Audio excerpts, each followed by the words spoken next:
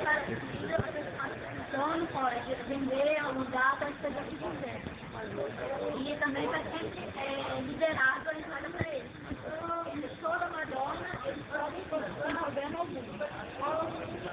E sendo que eles pagam o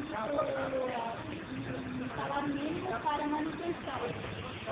Aqui outra deportação são cadeiras especiais.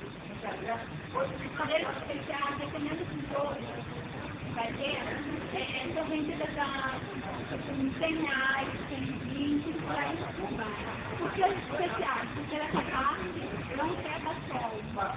Você está vendendo alguma pintura forte, vai ser meio escurinha. Então tem que colocar flecha, para esforçar. As cadeiras verdes e amarelas são para pessoas organizadas. As brancas são para os turistas que não querem aquela mistura, não querem aquela confusão, então ficam lá na branca. Antigamente embaixo antigamente era geral, não havia cadeiras. Então, com uma reforma de pão, eles colocaram cadeiras por ordem da fila. Naquelas cabines lá, são os camarotes. Há 99 camarotes, as pessoas podem colocar mesa lá, podem fazer festa, o que for.